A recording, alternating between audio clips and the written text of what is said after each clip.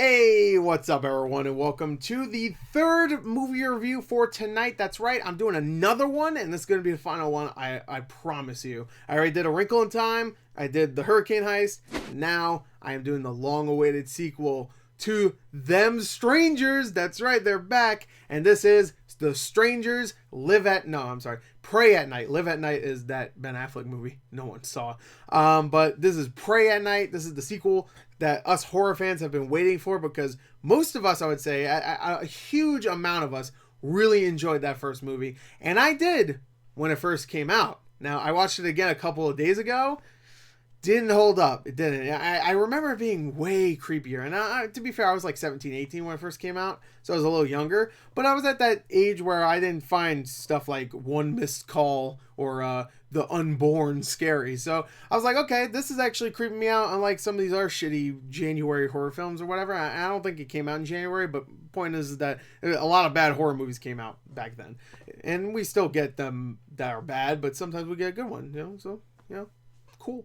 And I thought it was scary. I thought it was really creepy. And then I watch it again, and I'm just like, oh my god, there's a lot of just shots of the three serial killers just in the background looking at the camera, not creeping out the main characters, just creeping out the audience. And it felt weird watching this, especially since it kept saying based on true events. I'm like, based on true events, this really happened, guys.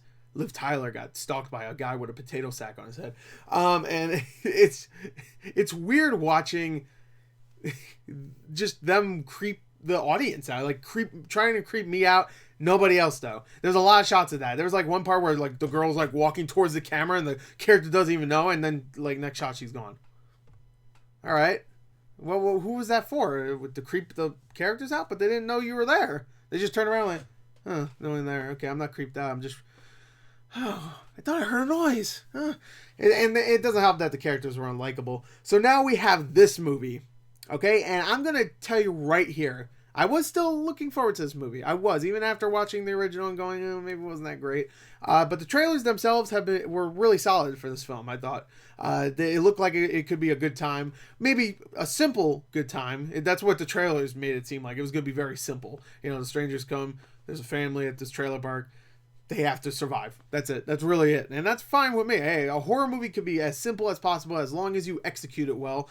And I gotta tell you, I had a good time. I really did. I had a good time with this movie. A lot of critics are dogging this film, but when I was getting hyped for it, I was actually watching some people I actually trust on YouTube, like Drum Dums and some of these other really awesome YouTubers, and they were saying it was pretty good. So I was like, okay, I'm in, and I had a good time. I didn't go in there expecting it to be a terrible movie. I was expecting it to be either mediocre or above average.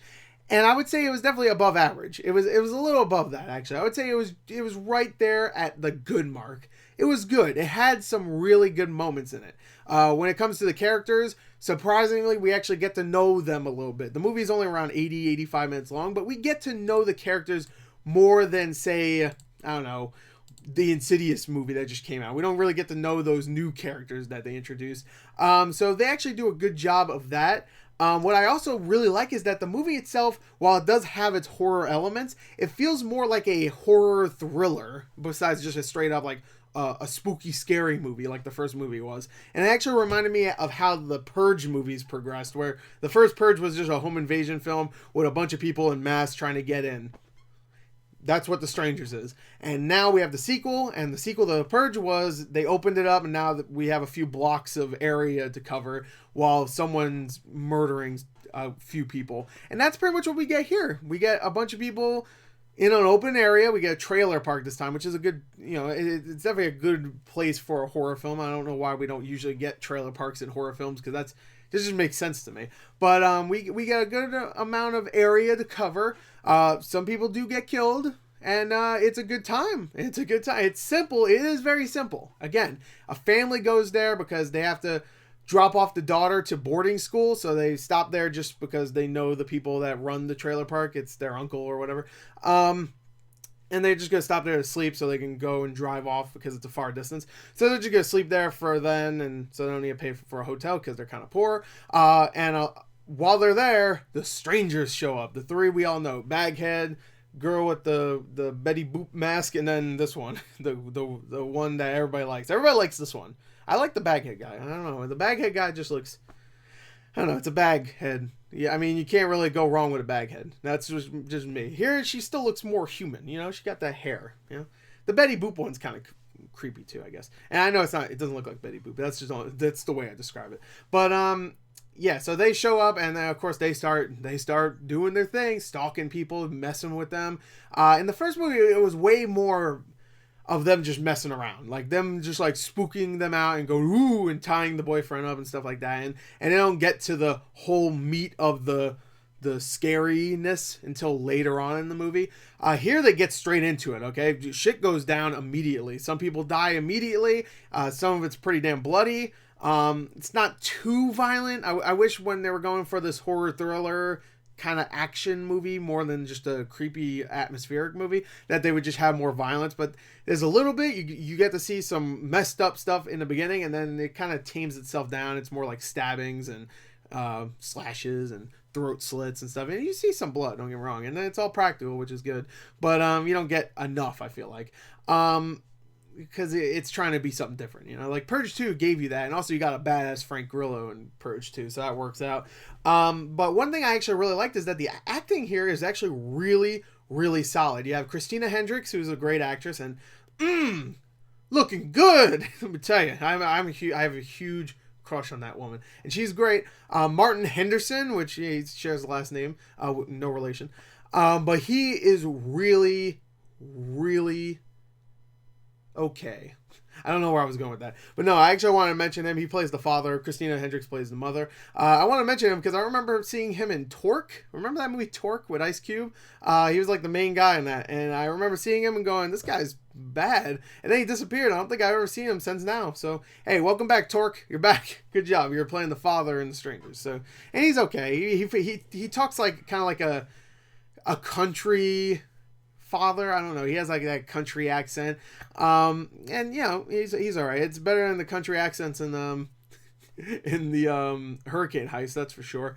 The acting is pretty solid. You know, the Bailey Madison plays the daughter. I forgot the actor's name that plays the brother, but he's really good too. But she's also pretty good. She plays kind of like the final girl in the movie.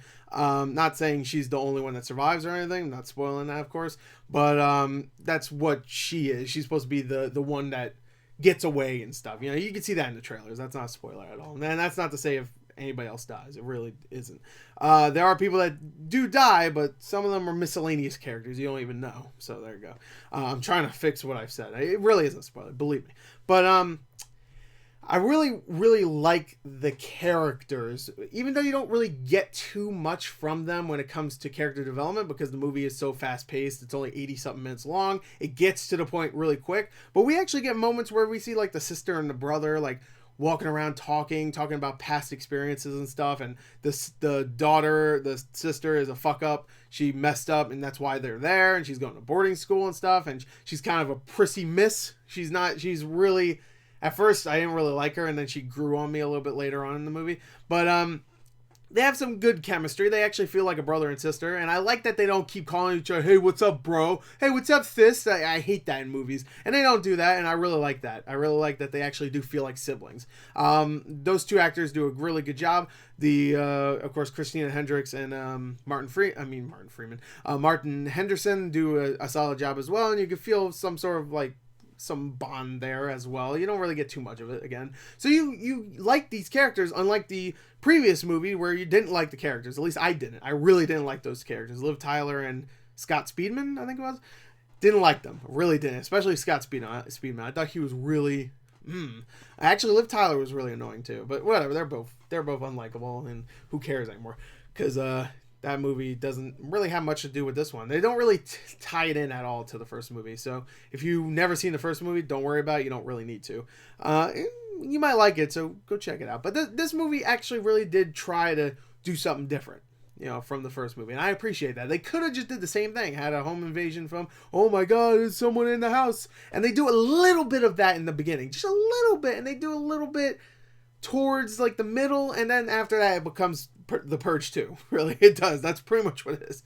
Them getting chased down by maniacs in this open field. No one's gonna help them. They can't get a signal out. Of course, they can't call the cops or anything. They cut all the phone lines and stuff, and they're in the hills, so you know, no phone reception. So you know, it's generic, it's simple, it's a simple premise, but I really liked it. One thing I actually really enjoyed that I'm surprised by is the soundtrack. The soundtrack is really good. The character, the stranger characters, the baghead one, drives around in a truck, and every time he shows up, he's playing some nice 1980s music or whatever, and it's some really good stuff. Like in the beginning, he's playing "We're Kids in America, Come On," which actually I think is 90s, isn't it? I'm not sure actually. I have to look that up. But he's playing all this music while he's in his truck just driving around, and he doesn't even give a shit. Like he's not even trying to be sneaky at points. He's just like, I'm in a truck, screw it. And he actually does a good job of like being a little stealthy in that truck, because there's times where I didn't even notice him until the lights turned on. I was like, oh shit, I didn't even notice there was a truck in the background.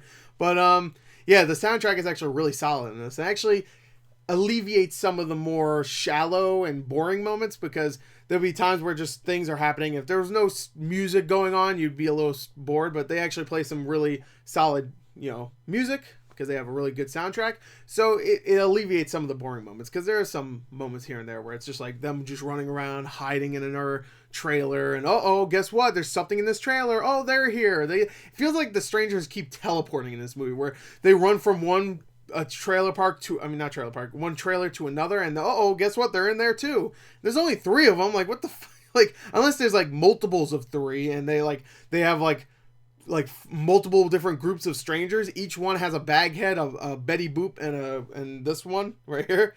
That would actually be a good twist. I'm not gonna say if that's what happens. I pretty much confirmed that's not what happens, but whatever. That would have been a cool little twist. Like, it's just like a cult or something. Like, you have one baghead guy who's the leader, and then you have the other 2, and there's like multiple different groups of the same versions of these guys. That would be kind of cool. And maybe that's what they're going for a sequel. We'll see. Maybe, you know, I think it's gonna do okay, and the budget was pretty small, so we'll see. Maybe Netflix will pick it up. Who knows? But that's another thing I want to talk about. The main villains, got these 3. They have presence. I will give them this. There's times where I wasn't expecting it, and they jump out in front of the camera, and it actually got me a little bit. There's times where I'm like, oh god. There's even a moment in the trailer where the Betty Boop one comes out and says something, and that's in the trailer, and it still got me in this, because I completely forgot that happened in the trailer. I was like, oh shit, I even all right. And it's not a terrifying movie at all. It's more jump scares, and there's really not that many jump scares, so you don't need to worry about that. But there are moments where the atmosphere actually does work, and actually sets up some spooky stuff. And yeah, there's times where I was actually a little creeped out. I wasn't really scared, but I was creeped out, and that's better than not being scared at all, I guess. And it helps that the movie itself isn't really trying to be like The Strangers one, because if it was just kind of creepy and that's it, then it wouldn't really work out. But it's trying to be more than the first movie. It's trying to be a little bit more action and way more well paced, and not just, oh, did you hear that? Someone tapped on the walls. Oh my god, call the cops. I can't. There's no cell phone reception. Like, whatever. You know what I mean. It's just annoying. So yeah, the characters are pretty good. The atmosphere is okay. I think they could have used it more effectively, to be fair. Like, the trailer park is only used so they can keep running into a trailer, and then there's something messed up in those trailers. That's really it. I feel like they could have used it a little bit more effectively. Just a little bit. But they do a decent job of it. Like, there's a couple times where the trailers are destroyed because a character drives through one, and that's kind of fun. There's actually twice that happens in the movie, and that was fun, because it came out of nowhere. That was my phone, by the way, if you heard that. But another problem I had, I mentioned it earlier, is that when it comes to the violence and the kills, there's not really, I mean, there's plenty of kills in the movie, I guess plenty for a movie like this, but when it comes to the violence, like I said, the first couple of deaths are pretty violent. They are. But then after that, it's like just a couple of stabbings. That's really it. Like, the strangers mess up a couple of people in the beginning of the movie, and when you see their corpses, it's all fucked up. Like, their jaw is barely hanging off their head, and I'm like, Jesus, they messed these guys up. And they're like an older couple too. They're like in their 60s or 70s, so they really didn't like them for some reason. But everybody else just, they get stabbed or they get their throat slit.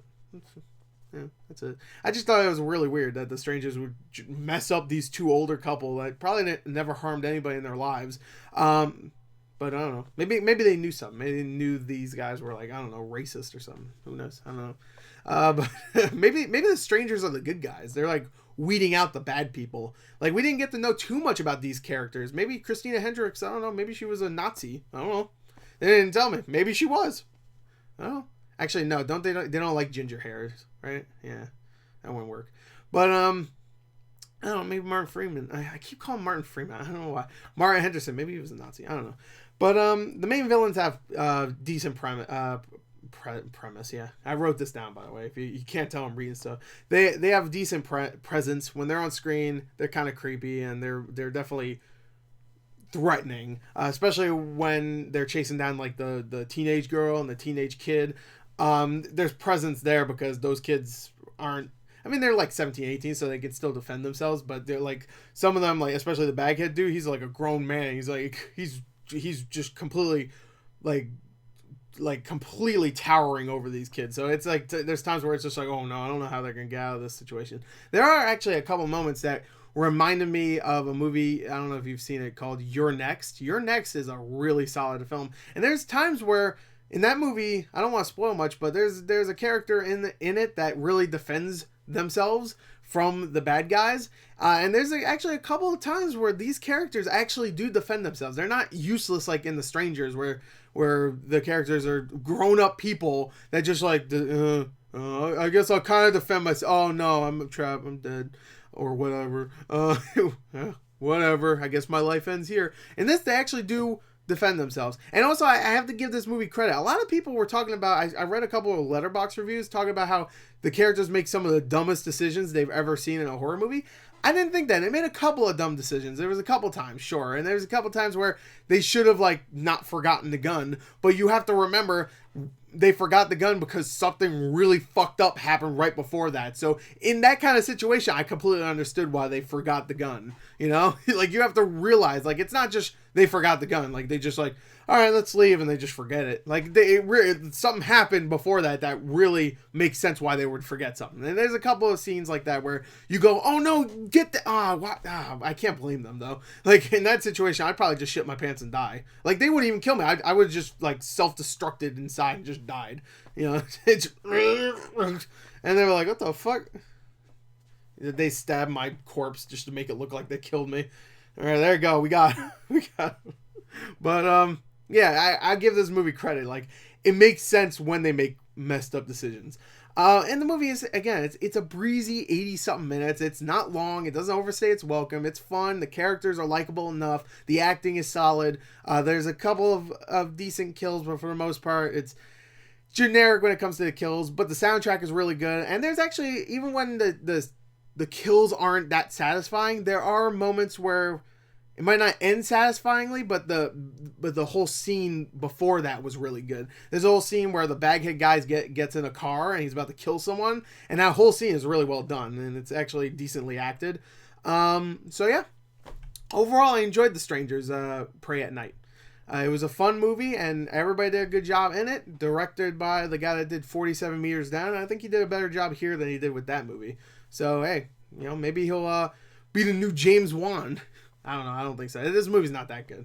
But it's solid. I could see him improving when it comes to directing. Maybe he'll be the new, who's the guy that did The Shallows that keeps doing Liam Neeson movies? Maybe it'll be like that. I mean, he does a couple of horror movies, then he goes, screw it, let's direct Liam Neeson movies.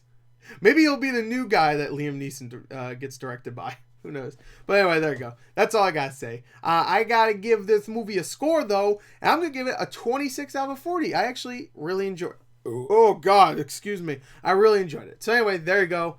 Thank you, and until next time, of course, goodbye.